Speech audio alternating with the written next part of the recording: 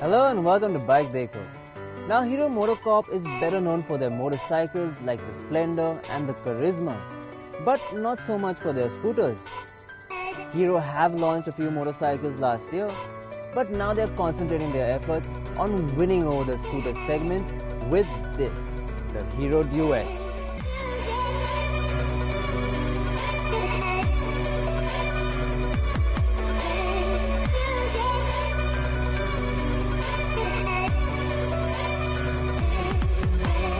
On the styling front, the Duet gets a unisex design, and Hero have made sure it looks stylish without going overboard on the bling. It does get a few chrome strips, one in the front and on either side, with the Duet name embossed on the rear panels. The front gets a big headlight flanked with massive clear glass indicators and slopes smoothly down to the front fender. The side panels lead up to a sharp but bulky tail section that looks a bit out of place. Above the rear tail light, you have a luggage rack linked to the pillion grab handle that has a load limit of 10 kilos. The Duet is packed full of useful features.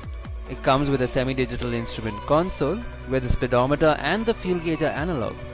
On the digital screen, you have an odometer, a trip meter A and B, a service due indicator, and on the upper left of the console, you have a side stand indicator too.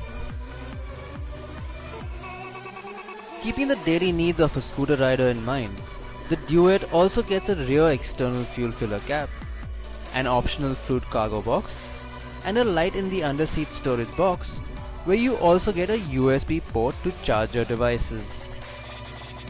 One of the biggest features Hero has introduced in the Duet is the ignition key slot, where one turn to the left opens the lock of the seat and a turn to the right opens the fuel filler cap. This makes life a whole lot better, as you now never have to take out the key to open the seat to fill petrol or to access the storage box.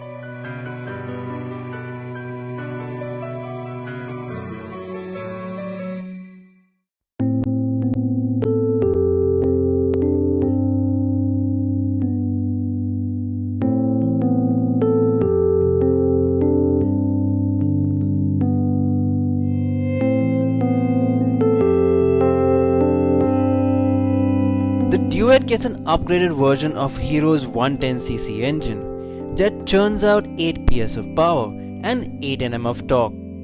Now this is on par with other 110cc scooters, but the engine characteristics is where it differs. The Duet gets a punchy grunt, and right from the get-go, the power delivery is linear. It'll do 0 to 60 in 10 seconds and can reach a top speed of 85 km an hour. The engine has the power you need, but Hero need to work more on it to reduce the vibrations. We rode the scooter for a couple of days and it returned a decent fuel economy of 55 km per litre. Now that's not the best in the 110cc segment, but its high curb weight of 116 kilos and its full metal body could be the reason for this. The Duet feels quite comfortable to sit on and has a decent seat height so that tall riders won't feel cramped. The handlebar grips feel comfortable, but the placement of the switchgear is a little off. It's difficult to reach the turn indicator switch and the low beam switch. Now you might be wondering why would I want to use the low beam switch while riding. Well, that's because the low beam switch, when depressed further, works as a pass light switch.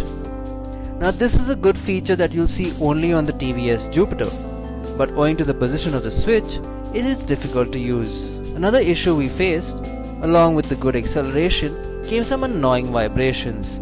With every turn of the wrist, you'll feel the handlebar vibrate, which does get a bit unsettling. It does calm down after a bit, but it shouldn't vibrate in the first place.